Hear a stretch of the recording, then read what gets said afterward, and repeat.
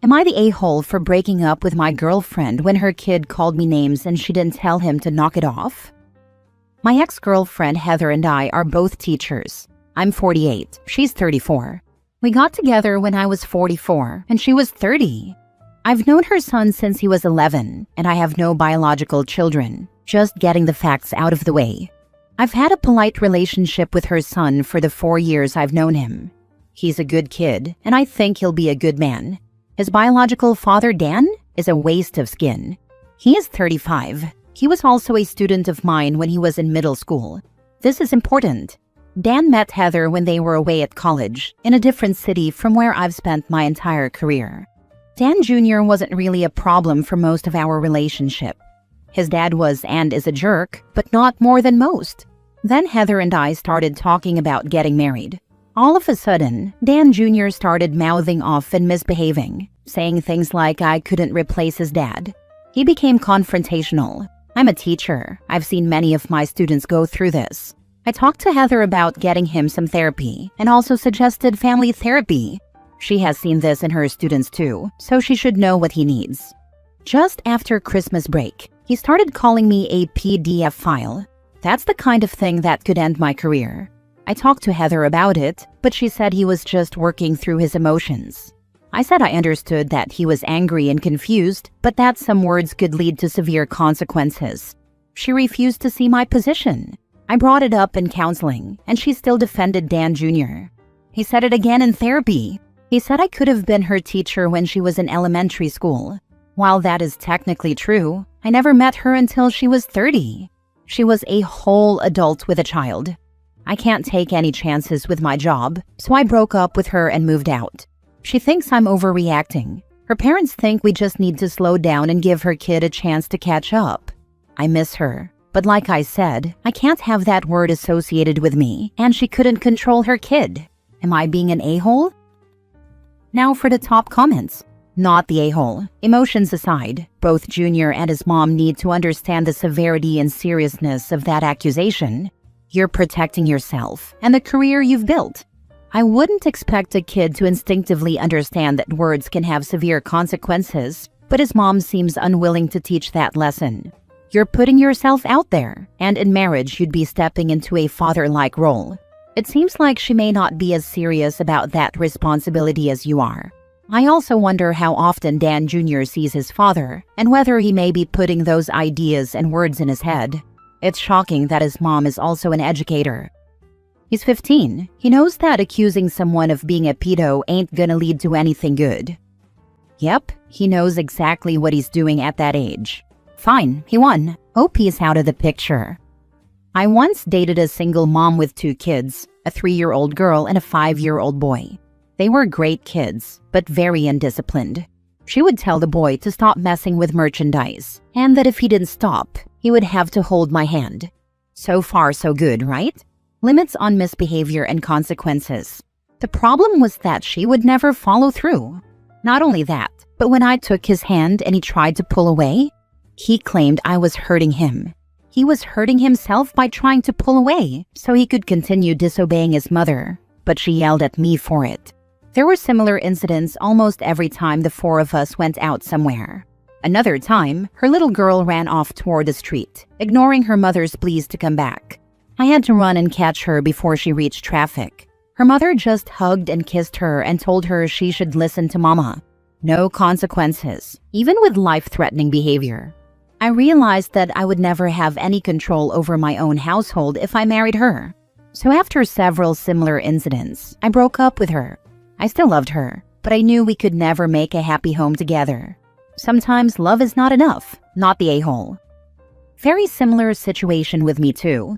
She wanted me to help parent her son, as we had discussed in depth before moving in together, and she'd help with my daughter, who didn't need it, as she was well raised. Anytime I did what we discussed, she'd buckle, cave, and undermine me.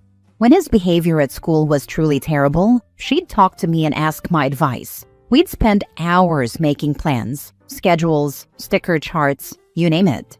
But as soon as he resisted even a little, and it required actual parenting, she'd fold and give up, and the behaviors continued. It got to the point where we had a mortgage sorted and an offer on a house accepted, and I realized the same thing. My life would never be my own, and I'd be financially tied to this child's terrible behavior and his mom's constant desire for an easy life. Love wasn't enough, even though she was a wonderful person outside of her parenting, especially when her son was with his father for 2 weeks at a time. Sadly, breaking up was the best decision I ever made. Next story. Am I the a-hole for refusing to house his family and ending my engagement to protect my career? I, 36 female, recently experienced a very positive career shift. This has allowed me to afford things I've always wanted, like finally getting my own office space. Where I live, property owners often convert houses facing the highway into commercial spaces, so mixed-use areas, housing and business, are common. I rented a small 3-bedroom, 1.5 bath, house-to-office property near the local college. I could afford the rent and chose to invest in the office I've long desired. I don't go to the office every single day. I'm now engaged, but our families are very different, and having my own office has put a strain on our relationship. My fiancé Dave, 43 male, comes from a loving family, but they have deep personal problems that constantly overlap. I think this has affected their ability to feel safe unless they are all together. I try not to judge, as I come from a very tight-knit family myself. However, I don't have a close relationship with his family, and I'm not invited to most of their events. I decided not to take it personally, as I felt that trying to force a closer bond might damage my relationship with Dave. I was also hesitant to let them get too close because I noticed that both his mother and sister tend to snap and act rudely. His youngest brother has been very nice to me and my kids, but his second youngest is a bit snobby. Not because of social standing, but because he is a band leader who acts as if people who don't know music don't exist. I figured avoiding over-familiarity would help us maintain a distant but respectful relationship.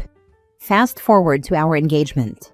Dave changed jobs to be closer to me so we could see each other after his office hours. My office has become a happy place for me and my kids on some weekends. I use one room as my actual office and another for files. The third is a conference room that I never use for business. Instead, that is where we sleep. Sometimes, when my kids are invited to stay at my sister's, I choose to stay at the office. I'm grateful for it because it's safe, and I don't have to drive all the way home. I hate to put it this way, but his family situation became gross and messy a few weeks before our engagement, and it worsened after the proposal. For background, my future father-in-law and mother-in-law are no longer together. They broke up the year Dave's daughter was born. She is now 15. At the time, only Dave and his sister were adults. The younger brothers were teenagers.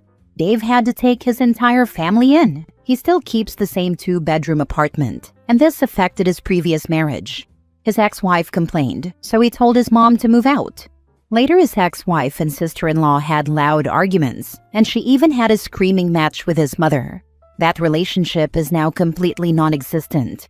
I don't go to Dave's apartment often, not for any negative reason, but because I know his family likes to gather there and he looks forward to it. We had agreed that his family would remain part of his Sunday routine when we eventually move in together. However, last November, his mother and sister were kicked out of his aunt's house. They moved into the family's old home, which belonged to his grandparents, but they were eventually kicked out of there too due to drama and animosity. Dave asked for my help, so I started sending him links to rental properties. His reaction was complete silence. Then he said we needed to talk. During a very uncomfortable phone conversation, he asked if I would allow his family to stay with me. This caught me off guard, and I said no. My home is a 4-bedroom house, and I will not alter my children's routines or turn them out of their bedrooms. He said he understood, but asked me to consider letting them stay at my office.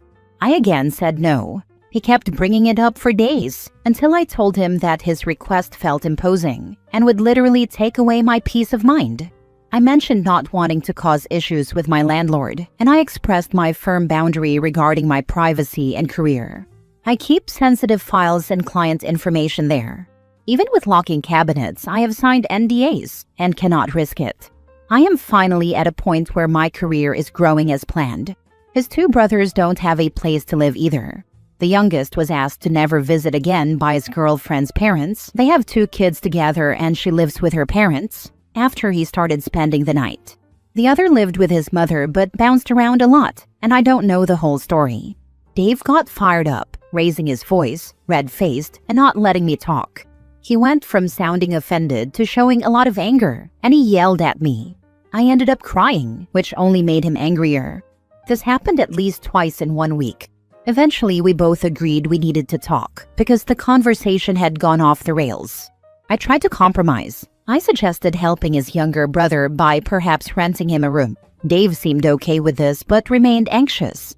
He explained that he can't bring the whole family to his place because displacing his daughter from her room would cause custody issues with his ex.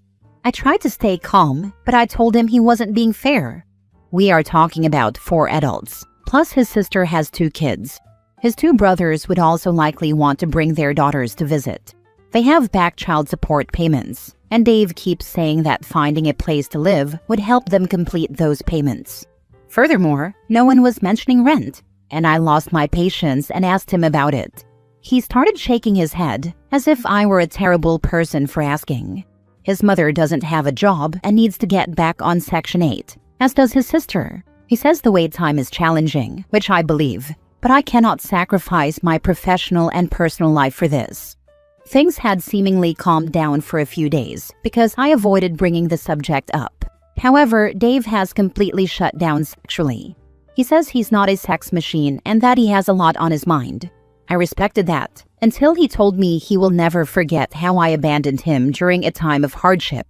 I tried to talk to him, but whenever I bring up my side of the story, he shuts down. He says we will never reach an agreement if I refuse to understand his family situation.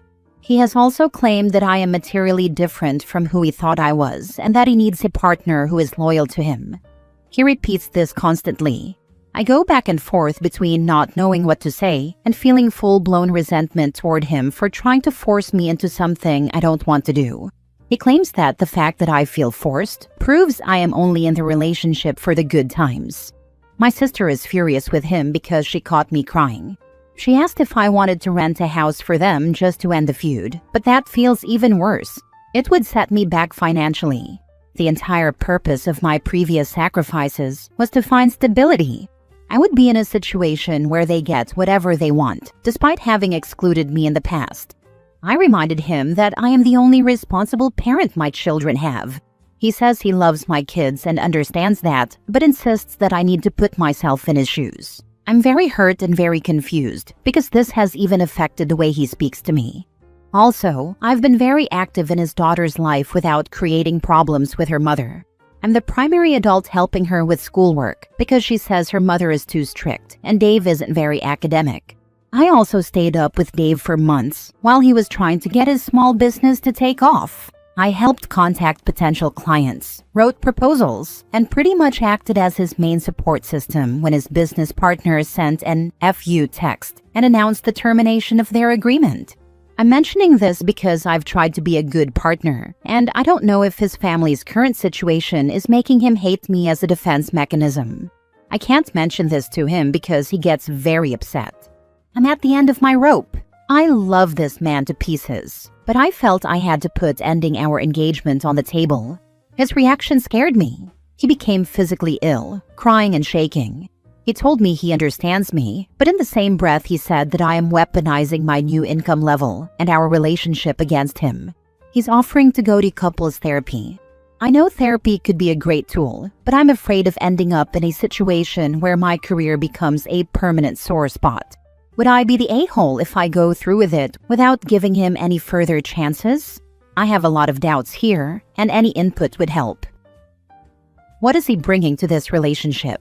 It sounds like you're supporting him, taking care of his child, and now we're supposed to pay for his family. Your career be damned? If all he brings to the table is drama and sex, girl, you can get that anywhere. Our relationship was very respectful, and we had no fights or problems. He was very kind, and to be fair, he was the first person to help me feel like a priority. He took my feelings and opinions into consideration. When his small business went under, I had no problem helping out because one thing canceled out the other, and for a good amount of time, I felt like we were best friends. I have to ask, are you just feeling this way because of how badly other people treated you in the past? My sister and I have had conversations about how abusive people lay the track for lazy people.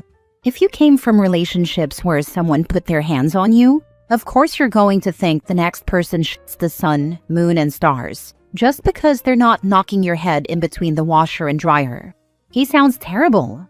Pushing you to house even one person who's not your responsibility is bad enough, but all the extra people is just insane. My best friend has been saying this. Also, I felt we were truly made for each other, not just because he didn't act like my ex, but because he actually took the time to get to know me. My ex was very snobby, and he clearly acted like a gold digger. I caught him cheating with someone who gave him access to money and status. Dave and I shared a similar upbringing, and I valued his intention of building his own wealth. At that time, I thought we could build something, and I really felt that we could be equals. Now fast forward, and not only is his family a huge factor in my decision, but he hasn't acted truly happy about anything happening for me since I insisted on housing boundaries. Last story. Am I the a-hole for leaving a date early after they showed up, looking nothing like their photos? I, 27 female, matched with someone, 26 male, on a dating app, and we talked for about 2 weeks before meeting up. Their profile had a lot of photos, clear face pics, full body shots, and no filters that I could tell. We had good conversations, similar interests, and I was genuinely looking forward to the date. When I arrived at the restaurant, I didn't recognize him at first. He eventually waved me over, and it became clear that he looked very different from their photos.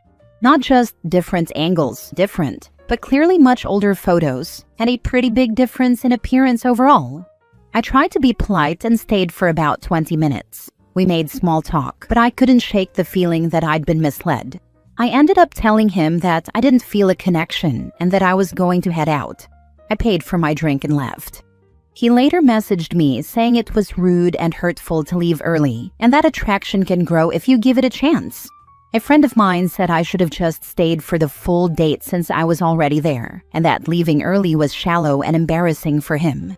I didn't insult him or comment on his appearance. I just didn't want to continue a date that started with what felt like dishonesty. Am I the a-hole? Not the a-hole. That person catfished you.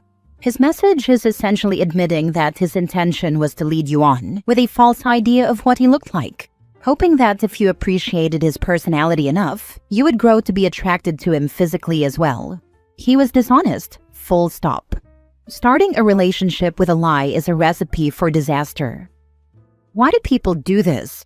I would much rather someone have swiped left on me than embarrass me in public. Not the a-hole. Hard to believe that he couldn't dig up any recent pics. If you'd stayed for the whole date and then declined a second date, people would say you used him. If you leave early, before any money is spent, then you're a bitch. You can't win. Might as well follow your heart. I do think it's funny that he had the nerve to message you and say you were rude LOL.